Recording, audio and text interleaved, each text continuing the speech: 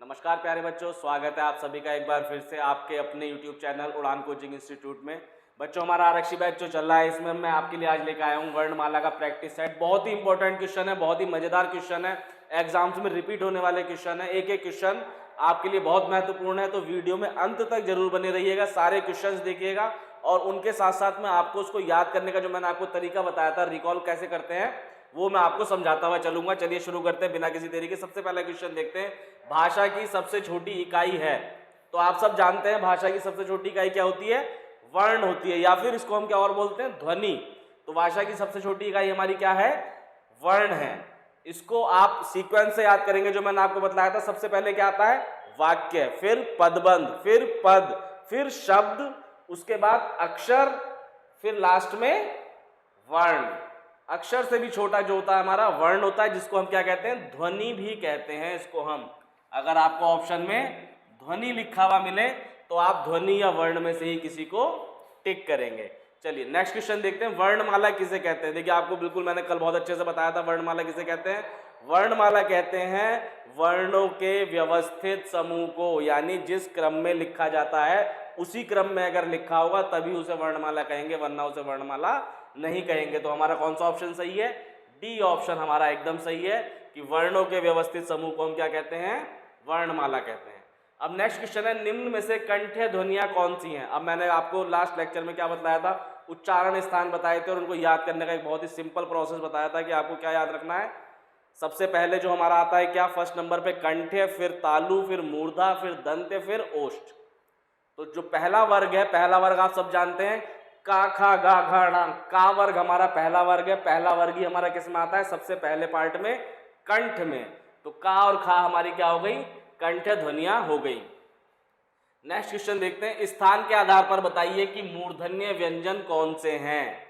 अब वही सीक्वेंस जो मैंने आपको ये बताया, अगर आप ये सीक्वेंस याद कर लेंगे तो आपको बहुत ही इजी लगेंगे सारे के सारे क्वेश्चन। मैं एक बार फिर से लिख देता हूं। पहला हमारा स्थान होता है कंठ, दूसरा तालु, तीसरा मूर्धा, चौथा दंत और फिर लास्ट होठ। आप इसको इस सीक्वेंस में याद रखिए। सबसे पहले का वर्ग कंठ से, चा वर्ग तालु से, टा वर्ग मूर्धा से और फिर ता वर्ग दंत से और पा वर्ग होठ से। कचट तप, कचट तप ये शब्द आपको याद रखना है। और ये जो मैंने आपको सीक्वेंस बताया इससे एकदम आसानी से हो जाएगा। तो अब उसने कौन सा पूछा? मूर्धा। तो मूर्धा में हमारा कौन सा आता है? टावर्ण। टावर्ण में कौन से अक्षर आएंगे? ये दोनों आएंगे। ये दोनों व्यंजन किसके हैं? टावर्ण के हैं।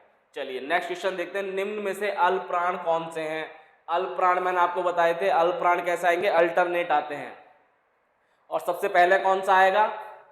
सबसे पहले मैंने आपको बताया था कि आ पहले आता है और माँ बाद में आता है। तो इसीलिए हम क्या इस तरह से याद रखेंगे, अल्प प्राण पहले और महाप्राण बाद में। तो पहला अल्प प्राण होगा हर एक वर्ग का अक्षर, हर एक वर्ग का पहला व्यंजन अल्प प्राण है, दूसरा महाप्राण है, तीसरा अल्प प्राण है, चौथा महाप्राण है और पांचवा अल्प प्राण है। तो हमारा पहला, तीसरा और पांचवा अक्षर कौन से होते हैं? अल्प प्राण होते हैं। अब हम देख लेते हैं कि वर्ग में हमें कैसे दिया हुआ है। तो आप ऑप्शन बी अगर देखोगे तो बी में क्या है? ये दोनों पहला है और ये तीसरा है, का, खा, गा। तो पहला और तीसरा अल्प प्राण। जितने भी स्वर होते हैं वो सब क्या होते हैं? महाप्राण होते हैं। उसके बाद ता, था ये दूसरे नंबर का, दा, धा ये चौथे नंबर का है। तो ये भी क्या होंगे? अल्प प्राण। पा, फा ये भी दूसरे नंबर का है, बा, भा ये चौथे नंबर का है। तो ये दोनों क्या है? ये महाप्राण है। तो अल्प प्राण हमारा कौन सा हो गया? का, गा हमारा अल्प प्राण हो गया। चलिए नेक्स्ट क्वेश्चन, निम्न में से नासिक्य व्यंजन कौन सा है? तो देखिए नासिक्य व्यंजन मैंने आपको बताया था कि हर एक वर्ग का आखिरी जो पंचम अक्षर है, पंचम व्यंजन है, वो क्या है? नासिक्य है। तो पंचम व्यंजन इसमें सिर्फ एक ही है, बी ऑप्शन। चा वर्ग का जो पंचम अक्षर है वो क्या होगा? नासिक्य व्यंजन होगा। हर वर्ग का आखिरी, हर एक वर्ग का जो स्पर्श व्यंजन मैंने आपको बताए थे वर्गीय व्यंजन, उसमें जो आखिरी हमारा व्यंजन होगा हर वर्ग का, पांचवा व्यंजन, वो क्या होगा? नासिक्य होगा। अब देखिए ए अय वर्ण क्या कहलाते हैं? ए अय वर्ण क्या कहलाते हैं? नासिक्य, मूर्धन्य, ओष्ठ या कंठ तालव्य। अब इसको मैंने आपको जब स्वर पढ़ाए थे तो बहुत अच्छे से समझाई थी एक चीज कि ए कैसे बनता है। ए बनता है हमारा ए प्लस ई से, ए प्लस ई से। ए हमारा कौन सा है, कंठ ध्वनि है। ई हमारी कौन सी है, तालव्य ध्वनि है। तो कंठ तालव्य हमारा सही ऑप्शन है। नेक्स्ट क्वेश्चन देखते हैं। नेक्स्ट क्वेश्चन क्या है, हिंदी वर्णमाला में अयोगवाह वर्ण कौन से हैं। अयोगवाह बहुत अच्छे से बताया था क्यों इनको अयोगवाह कहते हैं। तो अयोगवाह हमारे कौन से होते हैं, अंग आहा हमारे कौन से हैं, अयोगवाह वर्ण हैं। नेक्स्ट क्वेश्चन देखते हैं, निम्न में से बताइए कि किस शब्द में द्वित व्यंजन है। अब देखिए द्वित व्यंजन क्या होता है, ये समझने वाली चीज है। इसको जब तक आपको पता नहीं होगा तो आपको यहाँ पर क्या दे दिया, व्यंजन नहीं दिए, सीधे इन्होंने शब्द दे दिए हैं। तो शब्द में हमें क्या बताना है, द्वित व्यंजन किसमें यूज हुआ है। ठीक है, अब देखिए क्या क्या दिया हुआ है, पुनः, इलाहाबाद, दिल्ली, उत्साह। ठीक, तो अब इसमें हम देखते हैं कि द्वित व्यंजन की परिभाषा क्या है। तो द्वित व्यंजन हमारे होते हैं बच्चों कि जब दो व्यंजन मतलब एक व्यंजन दो बार यूज होगा कहीं पर एक साथ, तो उसको हम बोलते हैं द्वित व्यंजन। तो इस शब्द में आप देखिए एक ही व्यंजन दो बार कहाँ यूज हो रहा है, सी ऑप्शन में ला जो है हमारा दो बार यूज हो रहा है, तो उसको हम क्या बोलते हैं, द्वित व्यंजन बोलते हैं। नेक्स्ट क्वेश्चन देखिए, शा शा सा हा कौन से व्यंजन है। याद करिए मैंने आपको बहुत अच्छे से बताया था ये कौन से व्यंजन है, संघर्षी व्यंजन है, ऊष्म व्यंजन है।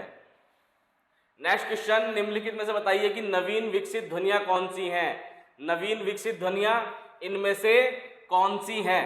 तो इनमें से देखिए कौन सी थी नवीन विकसित ध्वनियां, इन्होंने ऑप्शन सही नहीं दिए यहां पर, आप इसके एक और ऑप्शन लगा लीजिए, डा और ढा। ये जो दोनों हमारी ध्वनियां हैं ये क्या है, नवीन विकसित ध्वनियां हैं। और इनको नवीन विकसित ध्वनियां क्यों कहते हैं, क्योंकि ये संस्कृत में यूज नहीं होती है, संस्कृत में इन दोनों का वो नहीं है। इनको इसीलिए क्या बोलते हैं, उत्प्रेक्षित व्यंजन भी बताया था मैंने आपको कि दो उत्प्रेक्षित व्यंजन होते हैं, और इन्हीं को क्या बोलते हैं, नवीन विकसित ध्वनियां भी बोलते हैं।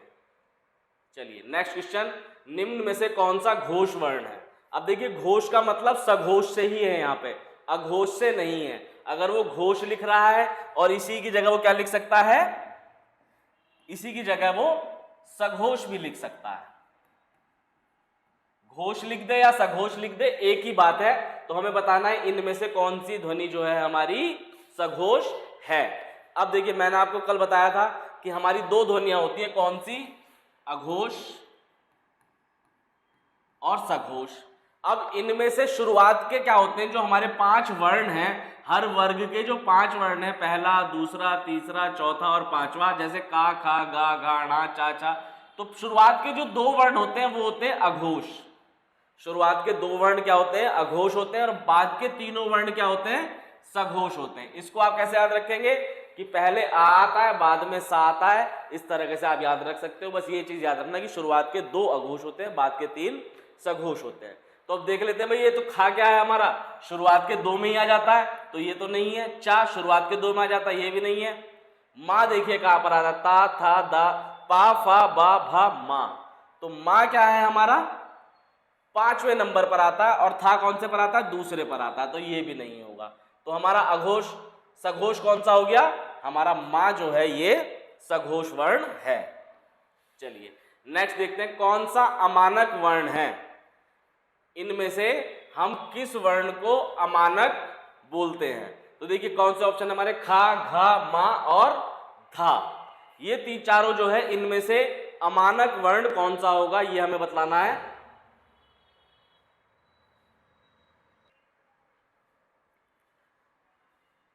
तो चलिए बच्चों नेक्स्ट क्वेश्चन देखते हैं। नेक्स्ट क्वेश्चन हमारा क्या है कि ये जो ध्वनियां दी हुई है क, ग, ज, फा, ध्वनियां किसकी हैं। तो मैंने आपको कल इसके जो पहले लेक्चर लिया था उसमें बतलाया था कि ये जो हमारा नुक्ता लगे हुए अक्षर होते हैं, जिनके नीचे क्या लगा होता है, नुक्ता लगा होता है, इनको हम क्या बोलते हैं, आगत व्यंजन बोलते हैं। और ये व्यंजन कहां से लिए गए हैं, ये व्यंजन हमारे अरबी फारसी से लिए गए हैं। चलिए नेक्स्ट क्वेश्चन, हिंदी में मूलतः वर्णों की संख्या कितनी है। तो हिंदी में मूलतः वर्णों की संख्या मैंने आपको बतलाई थी कल कि हमारे 33 व्यंजन है, 2 उत्प्रेक्षित व्यंजन है, 4 संयुक्त व्यंजन है और 13 स्वर हैं। तो टोटल कितनी वैल्यू है, 52। 52 इज द राइट आंसर। चलिए, क्ष ध्वनियां किसके अंतर्गत आती है? क्ष ध्वनियां, क्ष आपको पता है का और पेट चिरे वाले शा से मिलकर बना होता है। ये किस में आती हैं? संयुक्त वर्ण में आती हैं। जो संयुक्त व्यंजन है उसमें आती है हमारी क्ष वाली ध्वनि। हिंदी शब्दकोश के क्ष का क्रम किस वर्ण के बाद आता है? देखिए बहुत अच्छा क्वेश्चन है कि क्ष किसके बाद आएगा? का के बाद आएगा, छ के बाद आएगा, त्रा के बाद आएगा या ज्ञा के बाद आएगा? तो आप सब जब वर्णमाला पढ़ते हो तो आप जानते हो कि क्ष कब आता है? सबसे एंड में आता है ना? जब हमारे सारे स्पर्श व्यंजन खत्म हो जाते हैं, संघर्षी व्यंजन खत्म हो जाते हैं, अंतस्थ व्यंजन खत्म हो जाते हैं, उसके बाद क्या आता है? हमारे जो हम क्या नाम है, क्षात्रा, ज्ञा और श्रा आते हैं। लेकिन शब्दकोश में इसका स्थान कौन सा होगा? देखिए मैंने आपको बताया था कि क्ष कैसे बनता है, क ध्वनि प्लस श, इन दोनों से मिलके ये बना है। तो शब्दकोश में किसके बाद आएगा? क के बाद आएगा, क्योंकि क कैसे बना है? क ध्वनि प्लस आ, तो पहले आ वाला आ जाएगा, उसके बाद शा वाला आ जाएगा, क्योंकि दोनों में क्या है? स्टार्टिंग का ध्वनि से है। तो शब्दकोश में, डिक्शनरी में ये हमारा कब कहां पर आएगा? का के बाद आएगा, इसको आप याद रखिएगा। चलिए, ज्ञा वर्ण किस वर्णों के संयोग से बना है? ज्ञा वर्ण किससे बना है हमारा? जा ध्वनि से और या से, इन दोनों से मिलके हमारा ज्ञा बना है। अब देखिए इसमें ये दोनों आपको सेम लग रहे होंगे, लेकिन ये चीज याद रखनी है कि जा में क्या होना चाहिए? हलंत लगा हुआ होना चाहिए, वही ऑप्शन सही होगा। अगर हलंत नहीं है तो ऑप्शन क्या होगा? गलत हो जाएगा। घा का उच्चारण स्थान, अभी मैं आपको कई बार बता दी ये चीज कि का वर्ग हमारा कहां से निकलता है? कंठ से निकलता है, और घा किसका हिस्सा है? का वर्ग का, तो ये भी कहां से आएगा? कंठ से आएगा। चलिए नेक्स्ट क्वेश्चन देखते हैं, इनमें संयुक्त व्यंजन कौन सा है? बहुत ही अच्छा क्वेश्चन, बहुत ही सिंपल। ज्ञा क्या है हमारा? संयुक्त व्यंजन है। नेक्स्ट क्वेश्चन, निम्नलिखित में कौन सा वर्ण उच्चारण की दृष्टि से दंत्य नहीं है? कौन सा वर्ण हमारा दंत्य नहीं है? तो आपको पता होगा कि जो हमारा ता वर्ण है, ता वर्ग जो था वो पूरा का पूरा क्या था? दंत्य था। तो अब देख लेते हैं इनमें से कौन सा ता वर्ग में नहीं आता। ता तो ता वर्ग में आता ही है, ना भी आता है, दा भी आता है, सिर्फ चा नहीं आता। चा हमारा कौन सा है? मूर्धन्य है। सॉरी, टा हमारा कौन सा है? टा हमारा मूर्धन्य ध्वनि है, मूर्धा से आती है। ठीक है, नेक्स्ट क्वेश्चन देखते हैं, जिन शब्दों के अंत में ए आ जाता है उन्हें क्या कहते हैं? देखिए बहुत ही बढ़िया क्वेश्चन है। उन्हें अनुस्वार कहते हैं, अयोगवा कहते हैं, अंतस्थ कहते हैं या अकारांत कहते हैं। इस क्वेश्चन में आपको ये थोड़ा सा कंफ्यूजन हो सकता है कि सर कौन सा होगा, लेकिन अगर आप थोड़ा ध्यान दोगे, अनुस्वार कौन से होते हैं? जो नाक से, जिसमें नाक की यूज हो मुंह के साथ साथ, तो ये ऑप्शन नहीं है। अयोगवा मैंने आपको बताया अंग और आहा, तो ये भी नहीं है। अंतस्थ कौन से होते हैं? यारा ला वा, तो ये भी नहीं है। अकारांत जो है इसका सही उत्तर है, अकारांत कहते हैं उनको जिनमें अंत में आ आता है। चलिए नेक्स्ट क्वेश्चन क्या है, क्षा वर्ण किसके योग से बना है? क्षा वर्ण हमारा किसके योग से बना है? इसको सही कर लीजिए, हलंत लगेगा यहाँ पे, का और पेट चिरे वाले शा के योग से हमारा क्षा वर्ण बना है। चलिए नेक्स्ट क्वेश्चन, हिंदी वर्णमाला में स्वरों की संख्या कितनी है? हिंदी वर्णमाला में स्वरों की संख्या कितनी है? तो इसने पूछा कुल संख्या कितनी है, तो कुल संख्या कितनी है? 13 है। स्वरों की कुल संख्या कितनी है? 13 है। अगर ये आपसे पूछ लेता कि उच्चारण के हिसाब से बताइए स्वरों की संख्या, तो उच्चारण के हिसाब से स्वरों की संख्या कितनी है? 11 है। ठीक है, चलिए नेक्स्ट क्वेश्चन देखते हैं, निम्नलिखित में से कौन सा स्वर नहीं है? ये तो बहुत ही सीधी क्वेश्चन है, ये हमारा क्या है? व्यंजन है, ये स्वर नहीं है। नेक्स्ट क्वेश्चन, निम्नलिखित में से कौन सा ट वर्ग का नहीं है? ट वर्ग का कौन सा नहीं है? घा नहीं है। चलिए नेक्स्ट क्वेश्चन, हिंदी वर्णमाला में व्यंजनों की संख्या कितनी है? हिंदी वर्णमाला में व्यंजनों की संख्या मैंने आपको बतलाई थी कितनी है? 35 है। 35 टोटल व्यंजन है और 4 संयुक्त व्यंजन है। ठीक है, तो संयुक्त व्यंजन, अगर वो पूछे यहाँ पर कि कुल संख्या कितनी है, तो कुल संख्या में आप संयुक्त व्यंजन को भी जोड़ देंगे। लेकिन अगर वो सिर्फ व्यंजनों की संख्या पूछ रहा है तो आप संयुक्त व्यंजनों को उसमें नहीं जोड़ोगे। 35 है व्यंजनों की संख्या। निम्नलिखित में से कौन सा पश्च स्वर है? निम्नलिखित में से कौन सा पश्च स्वर है? अब पश्च स्वर क्या होता है? जो पीछे से आ रहा हो, है ना? तो पश्च स्वर, ये दोनों तो स्वर है ही नहीं, जा और ढा, बचा क्या? आ और ई। तो आ और ई में ये जो है आ हमारा, ये पश्च स्वर है क्योंकि ये कंठ से आता है। नेक्स्ट क्वेश्चन, निम्नलिखित में से कौन सा अयोगवाह है? अयोगवाह मैंने आपको बतलाए थे कि दो होते हैं, कौन से? अंग और आहा। तो जो विसर्ग है हमारा ये क्या है? अयोगवाह है। नेक्स्ट क्वेश्चन देखते हैं, छा ध्वनि का उच्चारण स्थान। छा ध्वनि का उच्चारण स्थान क्या होगा हमारा?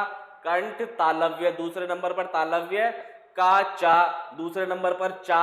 तो ये चा वर्ग का हमारा अक्षर है, व्यंजन है। तो चा वर्ग कौन सा है? तालव्य। नेक्स्ट क्वेश्चन, निम्नलिखित में कौन एक संयुक्त व्यंजन नहीं है? तो क्षा भी हमारा संयुक्त व्यंजन है, त्रा भी और ज्ञा भी। सिर्फ शा हमारा संयुक्त व्यंजन नहीं है। तालव्य व्यंजन है। तालव्य व्यंजन अभी मैंने आपको बतलाए कि तालव्य व्यंजन कौन से होते हैं हमारे? चा वर्ग वाले सारे के सारे हमारे क्या है? तालव्य व्यंजन है। यारा लावा किस वर्ग के व्यंजन है? याद कीजिए, यारा लावा अंतस्थ व्यंजन है। नेक्स्ट क्वेश्चन, अनुनासिक का संबंध होता है किससे? केवल नाक से, केवल मुंह से, नाक और मुंह से, इनमें से कोई नहीं। तो अनुनासिक जो हमारे वर्ण होते हैं उनके उच्चारण में क्या होता है? नाक और मुंह दोनों से हवा निकलती है, उन्हीं को अनुनासिक कहते हैं। तो सी ऑप्शन सही है, नाक और मुंह दोनों से है इसका संबंध। अनुनासिक व्यंजन कौन से होते हैं? अनुनासिक व्यंजन कौन से होते हैं? तो मैंने आपको बताया था कि नासिक के व्यंजन कौन से हैं हमारे? हर वर्ग का पांचवा अक्षर जो है वो नासिक के व्यंजन है, उन्हीं को अनुनासिक बोल दो चाहे नासिक के बोल दो, दोनों एक ही बात है। तो हर वर्ग का पंचमा अक्षर नासिक के व्यंजन होता है। नेक्स्ट क्वेश्चन देखिए, हिंदी वर्णमाला में स्वरों की संख्या है। अब देखिए यहां पर इसने क्या दिया ऑप्शन? 8, 9, 11, 14। तो हमें क्या करना है? 11 वाला ऑप्शन टिक कर देना है। अगर वो पूछे कुल संख्या तब 13 लगाने, अगर 13 ऑप्शन में, नहीं तो 11 is the right answer. Next question देखते हैं, कंठोष्ठ्य ध्वनि का उदाहरण है। अब देखिए ये बहुत बढ़िया क्वेश्चन है कि इनमें से कंठोष्ठ्य कौन सी ध्वनि है? आइए चलिए देख लेते हैं। सबसे पहले हम देखते हैं तालव्य, ये तो मतलब ही नहीं बनता। का क्या है? का हमारी कंठ्य ध्वनि है। ये कौन सी है? कंठ्य ध्वनि है, लेकिन कंठोष्ठ्य नहीं है। कंठ का और होठ का दोनों का कॉम्बिनेशन इसमें नहीं आता, तो ये ऑप्शन भी गलत हो गया। अब ए देख लेते हैं, ए कैसे बनता है? ए बनता है हमारा अ प्लस ई, यानी कंठ प्लस तालु। तो ये क्या है? कंठ तालव्य है, ये भी नहीं है। और में देखते हैं तो और में क्या आ रहा है? ओ आ रहा है। और औ कैसे बनता है? आ प्लस ऊ से। आ प्लस ऊ से ओ बनता है, दोनों ओ को जोड़ दो तो औ बनता है, यानी इसकी क्या है? आ प्लस ऊ। ऊ कहां से निकलता है हमारा? ओष्ठ्य ध्वनि है ये ऊ, और ये कौन सी है? कंठ है। तो कंठ प्लस ओष्ठ, कंठोष्ठ ध्वनि हमारी कौन सी है? औ जो है हमारी ये कंठोष्ठ ध्वनि है। तो और में क्या है? कंठोष्ठ ध्वनि का उदाहरण है। चलिए नेक्स्ट, भाषा निर्माण की इकाई का सही अनुक्रम बताइए। देखिए मैंने आपको कई बार बतला दिया अभी कि सबसे पहले क्या आता है? वाक्य, फिर सबसे बड़ा क्या होता है? वाक्य, उसके बाद पदबंध, फिर बंध पद, और फिर शब्द, फिर अक्षर, फिर ध्वनि। तो अब देखते हैं, सबसे पहले ध्वनि आ गई, फिर शब्द आ गया, फिर पद आ गया, फिर वाक्य आ गया। डी ऑप्शन सही है। बाकियों में देखोगे आप तो वाक्य इन्होंने बाद में लिख रखा है, बीच में लिख रखा है, तो या तो वाक्य सबसे पहले आएगा अगर हम उसको डिसेंडिंग ऑर्डर में लिखेंगे, और असेंडिंग ऑर्डर में लिखेंगे तो वाक्य सबसे बाद में आएगा, ध्वनि सबसे पहले आएगा। ठीक है, चलिए नेक्स्ट क्वेश्चन देखते हैं। प्रयत्न के आधार पर ला किस प्रकार की ध्वनि है? याद कीजिए मैंने आपको बताया था कि ला किस टाइप की ध्वनि है? ला हमारी पार्श्विक ध्वनि है। ला हमारी कौन सी है? पार्श्विक ध्वनि है। पार्श्विक ध्वनि क्यों बोलते हैं इसको? क्योंकि जब हम ला बोलते हैं तो जीभ का हमारा आगे का हिस्सा आगे से क्या करता है? ऊपर लग जाता है मूर्धा पर और दंत पर, और क्या करता है? पीछे की साइड से हवा निकलती है। ला बोलने में हमारे जीभ के पीछे की दोनों साइड से, एक इधर से एक इधर से हवा बाहर आती है, इसलिए इसको क्या बोलते हैं? पार्श्विक व्यंजन बोलते हैं। तो मेरे ख्याल से बच्चों आपको ये क्वेश्चन बहुत अच्छे लगे होंगे, समझ में भी आ गए होंगे। बाकी आप कंसेप्ट के लिए हमारी व्यंजन वाली वीडियो और स्वर वाली वीडियो देख सकते हैं। उसको देखने के बाद आपके कोई भी क्वेश्चन आपको टफ नहीं लगेगा, सारे क्वेश्चन क्या लगेंगे? बहुत ही आसान लगेंगे। और ऐसी ही वीडियोस के लिए हमारे साथ बने रहिए। हम आपके लिए बहुत ही जल्द नेक्स्ट वीडियो अपनी संधि के लेके आने वाले हैं, जिसमें हम संधि को फुल डिटेल में पढ़ेंगे, पॉइंट टू पॉइंट, और पूरे लॉजिक और कंसेप्ट के साथ पढ़ेंगे। तब तक के लिए बहुत बहुत धन्यवाद। मजे करिए और पढ़ते रहिए।